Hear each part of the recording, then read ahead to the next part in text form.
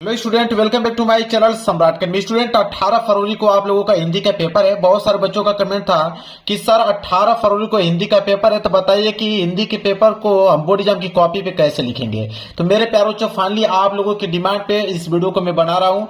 मेरे पास देख पा रहे हैं यहाँ पे हिंदी का पेपर एक वायरल 2026 बोर्ड का, और कोड है इसका 801 DD कोड है। और इस पेपर को पूरा का पूरा सोल्यूशन मैंने बोर्ड एग्जाम की कॉपी पे लिख के लेके आया हूँ, ताकि आप 18 फरवरी को सेम टू सेम ऐसे लिख कर आओ, ताकि आप लोगों का 70 में 70 नंबर मिले। एग्जामिनर एक नंबर आप लोगों का काट नहीं सकता है। टॉपर जिस प्रकार लिखता है उस प्रकार में कॉपी लिख के लेके आया हूं, थोड़ा सा भी मिस्टेक नहीं हुआ है। इसी तरह आप लोगों को भी कॉपी लिखना है 18 फरवरी को, और यह पेपर आएगा सेम टू सेम ऐसा लिख के आइएगा, एक नंबर एग्जामिनर नहीं काटेगा आप लोगों को। सबसे पहला जो काम करना है मेरे प्यारे बच्चों, वो है आपका पेपर पे ही अपना अनुक्रमांक और नीचे अपना नाम यहाँ पे लिख देना है। ठीक है, तो यहां पे ऊपर अपना रोल नंबर लिखना है, नीचे अपना नाम लिख लीजिएगा मेरे प्यारे बच्चों। इसके बाद आप यहां पे पहला पेज पे आइएगा। ये आपकी बोर्ड एग्जाम की कॉपी का पहला पेज है मेरे प्यारे बच्चों। सबसे पहला जो काम करना है मेरे प्यारे बच्चों, वो है आप लोगों का, देखिए लिखा हुआ है यहाँ पे पहला कॉलम है परीक्षार्थी का अनुक्रमांक अंकों में। तो यहाँ पे रोल नंबर अपना देख के लिख लीजिएगा मेरे प्यारे बच्चों। एडमिट कार्ड पे आपका रोल नंबर लिखा हुआ होगा, उसी को सेम टू सेम यहाँ पे छाप लीजिएगा। इसके बाद है परीक्षार्थी का अनुक्रमांक शब्दों में, जैसे यहाँ पे 3 है तो 3, 6 है तो 6, 2 है तो 2, मतलब इसी को आप लोगों को शब्दों में यहाँ पे लिख देना है। विषय में आपको डालना है हिंदी, प्रश्न पत्र में डालना है केवल, और प्रश्न पत्र पर अंकित संकेतांक। पेपर कोड मेरे प्यारे बच्चों, तो पेपर कोड जैसे यहाँ पे 801 DD है, इसी को हम लोग पेपर कोड बोलते हैं। तो पेपर कोड यहाँ पे प्रश्न पत्र अंकित संकेतांक में 801 DD यहाँ पे डाल लेना है। परीक्षा का दिन तो 18 फरवरी को बुधवार है, तो यहाँ पे बुधवार डालेंगे आप लोग। परीक्षा की तिथि यौम पाली। अब मेरे प्यारे बच्चों ध्यान दीजिएगा, यहाँ पे आपको एक काम जरूर से जरूर करना है, वह है आप लोगों का कि 18 तारीख 2 का महीना 2026, ये आपका 18 फरवरी को पेपर स्टार्ट है। और यहाँ पे कोष्टक में आपको लिखना पड़ेगा पाली। तो पाली में मेरे प्यारे बच्चों यहाँ पे आप लिखिएगा प्रथम पाली। क्या लिखेंगे? प्रथम पाली लिखना है आप लोगों को, इस बात को ध्यान में रखिएगा आप लोग। यहाँ पे हो जाएगा प्रथम पाली। इसके बाद केंद्र का नाम, मतलब जहां पे भी आप लोगों का सेंटर गया है, जिस विद्यालय में बैठ के आप लोग पेपर दे रहे हो मेरे प्यारे बच्चों, उसका नाम आप लोगों को लिखना है। तो फिलहाल के लिए मैं अपने चैनल का नाम लिख दिया हूं, आप लोग अपने एडमिट कार्ड पे देख लीजिएगा कि आपका सेंटर कहां गया है, आप किस विद्यालय में बैठकर पेपर दे रहे हो। इतना काम आप लोगों को करने के बाद नीचे वाला कॉलम छोड़ देना है, ये आपको कक्ष निरीक्षक भरेंगे। बस इतना ही पॉइंट आप लोगों को भर लेना है मेरे प्यारे बच्चों। यहां तक समझ में आ गया आप लोगों को। इसके बाद आप लोगों को पहला पेज यहाँ पे पलटना है। ये आपका पहला पेज। पहला पेज में आपको काम करना क्या है कि यहाँ पे मेरे प्यारे बच्चों डबल लाइनिंग हंसिया जिसे बोलते हैं, आप लोगों को हर एक पेज पे खींच लेना है। मैं ऑलरेडी खींच के लेकर आया हूं यहाँ पे। इसके बाद एक काम और करना है मेरे प्यारे बच्चों, वो है आपका रोल नंबर। हर एक पेज पे मेरे प्यारे बच्चों आपको रोल नंबर लिखते चलना है, इस बात को ध्यान दीजिएगा। हर एक पेज पे आपको रोल नंबर लिखते चलना है। इसके बाद अगर हम बात करें, देखिए यहां से आप लोगों को बोर्ड एग्जाम की कॉपी पे लिखना है खंड ब, खंड ब, और यहाँ पे वर्णनात्मक प्रश्न है। और 20 जो प्रश्न थे बहुविकल्पीय, उनका उत्तर आपको OMR शीट पे देना है मेरे प्यारे बच्चों। OMR शीट पे उनका उत्तर देना है 20 बहुविकल्पीय प्रश्नों का। बाकी जो बोर्ड एग्जाम की कॉपी पे लिखना है वो यहां से लिखना है खंड ब वर्णनात्मक प्रश्न। तो सबसे पहला जो आपको काम करना है वो है यहाँ पे खंड ब वर्णनात्मक प्रश्न, यहाँ पे पहली हेडिंग डालना है। ठीक है, इसके बाद मेरे प्यारे बच्चों खंड ब वर्णनात्मक प्रश्न हेडिंग डालने के बाद स्केल की सहायता से इसके नीचे अंडरलाइनिंग कर देना है आप लोगों को। इसके बाद देखिए, इसके बाद आपका है प्रश्न संख्या 21, तो आप लिखोगे प्रश्न उत्तर संख्या 21। अब प्रश्न उत्तर संख्या 21 बोला है कि निम्नलिखित गद्यांश पर आधारित 3 प्रश्नों के उत्तर दीजिए।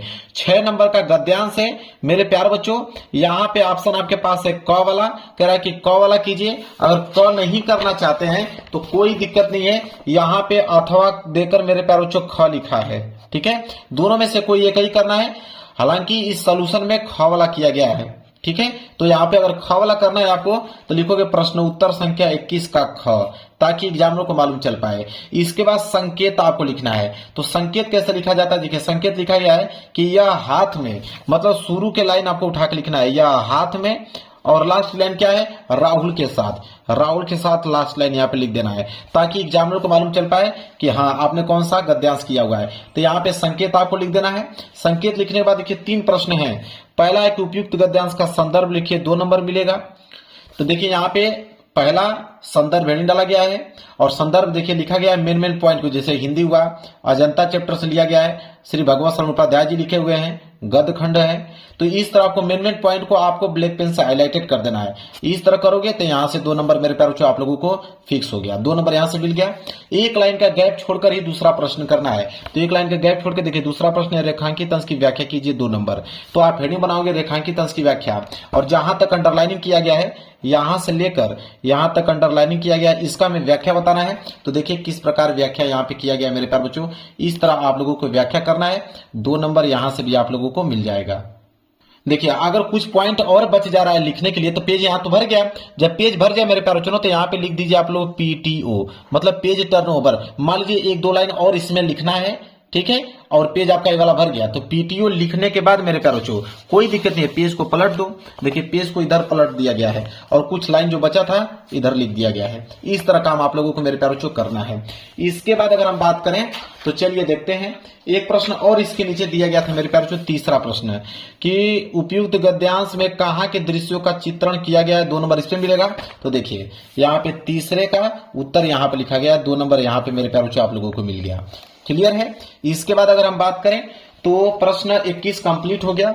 अब आएगा प्रश्न 22। प्रश्न 22 है कि दिए गए पद्यांश पर आधारित 3 प्रश्न के उत्तर दीजिए। पद्यांश आ गया, पद्यांश भी 6 नंबर के लिए है। यहाँ पे भी ऑप्शन आपके क वाला है, कह रहा है कि क वाला नहीं कर पाओगे तो अथवा करके ख वाला दिया गया। दोनों में से कोई एक ही करना है। फिलहाल के लिए इसमें कौन सा किया गया है, क वाला। तो प्रश्न उत्तर संख्या 22 का क करने वाला हो तो क इस पर डालना है। संकेत मैंने बता दिया कि संकेत कैसे लिखना है, शुरू की कुछ लाइन फिर लास्ट की कुछ लाइन लिखकर संकेत बना लेना है। अब इसमें 3 प्रश्न है मेरे प्यारे बच्चों, पहला, दूसरा, तीसरा। पहला है कि उपयुक्त पद्यांश का संदर्भ लिखिए 2 नंबर। तो आप सबसे पहले संदर्भ यहाँ पे डालोगे, पहले का संदर्भ, और फिर मेन पॉइंट को आप लोगों को ब्लैक पेन से हाईलाइटेड कर देना है। देखिए संदर्भ कितना अच्छा तरीके से लिखा गया मेरे प्यारे बच्चों, 2 नंबर यहाँ से आप लोगों को मिल जाते हैं। एक लाइन का गैप छोड़कर तब जाके दूसरे प्रश्न को किया गया है। दूसरा प्रश्न क्या है, रेखांकित अंश की व्याख्या कीजिए, 2 नंबर मिलेगा। तो देखिए दूसरा रेखांकित अंश की व्याख्या हेडिंग डालना है। अब यहाँ पे मैंने यहाँ पे इस तरह किया। अब एक चीज बताता हूँ, यह पेज भर गया, कोई दिक्कत नहीं है, पेज भर जाए क्या ही फर्क पड़ता है। इधर भी तो पेज आपका खाली है, उसका आंसर इधर भी लिख दीजिए। यहां तक जाके आंसर इसका रेखांकित अंश की व्याख्या कंप्लीट हो गया है। अब जाकर मेरे प्यारे बच्चों यहाँ पे 2 नंबर कंप्लीट हो गया। इसके बाद अगर हम बात करें, एक प्रश्न और बचा हुआ है कि प्रस्तुत पद्यांश में किसे भाग्यशाली बताया गया, 2 नंबर इसमें मिलेगा। तो इसका उत्तर यहाँ पे देखिए, तीसरे का उत्तर 2 नंबर यहां से मिल गया। अब मेरे प्यारे बच्चों ये पेज भर गया, कोई दिक्कत नहीं, यहाँ पे लिख दीजिए पीटीओ, पेज टर्नओवर। पीटीओ लिखने के बाद मेरे प्यारे बच्चों पेज को आप इधर पलट दीजिए, ठीक है। अब यहां से प्रश्न 22 कंप्लीट हो गया। अब आएगा प्रश्न आपका 23। चलिए देखते हैं प्रश्न 23 क्या है। तो प्रश्न 23 है मेरे प्यारे बच्चों कि दिए गए संस्कृत गद्यांश में से किसी एक का संदर्भ सहित हिंदी में अनुवाद कीजिए। संस्कृत का गद्यांश है, 5 नंबर का है, 2 नंबर संदर्भ पे मिलेगा, 3 नंबर हिंदी अनुवाद पे मिलेगा। इसमें भी 2 दिया है, क वाला दिया गया है, कह रहा है कि क वाला नहीं कर पाओगे तो अथवा करके ख वाला दिया गया है। चलिए देखते हैं कौन सा किया गया है। प्रश्न उत्तर संख्या 23 का क किया गया है। तो सबसे पहले आप संकेत लिखिएगा, संकेत लिखने के बाद संदर्भ और अनुवाद लिखना था। तो यहाँ पे पहला संदर्भ हेडिंग डाल के लिखा गया है, प्रभुत्व ग्रामीण चैप्टर से लिया गया है। यहां से आपके 2 नंबर क्लियर हो गए। इसके बाद इसका हिंदी अनुवाद देखिए कितना अच्छे तरीके से हिंदी अनुवाद किया गया है, और हिंदी अनुवाद पे यहाँ पे मिल जाते हैं आपके 3 नंबर, 3 2 5 नंबर आपका मिल गया। चलिए आगे बढ़ेंगे अगले प्रश्न की तरफ। प्रश्न 24 देखिए, प्रश्न संख्या 24 क्या है।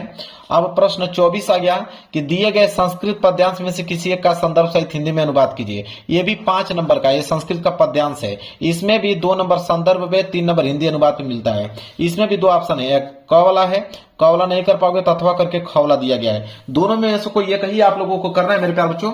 तो देखिए सबसे पहले कौन सा किया गया है, प्रश्न उत्तर संख्या 24 का क किया गया है, ठीक है। सबसे पहले संकेत लिखोगे, संकेत लिखने के बाद यहाँ पे संदर्भ, यह वाराणसी चैप्टर से लिया गया है। मेन पॉइंट को ब्लैक पेन से हाईलाइटेड कर देना है, 2 नंबर यहां से मिल गया। इसके बाद इसका हिंदी अनुवाद यहाँ पे किया गया है, और हिंदी अनुवाद पे मिल जाएंगे 3 नंबर। तो 2 नंबर यहां से, 3 नंबर यहां से, टोटल कितने नंबर मिल गए, 5 नंबर मिल गए। चलिए अब मेरे प्यारे बच्चों यह पेज भर जाए तो आप यहाँ पे पीटीओ लिखिए। पीटीओ लिखने के बाद अब नया प्रश्न की शुरुआत यहां से कीजिए।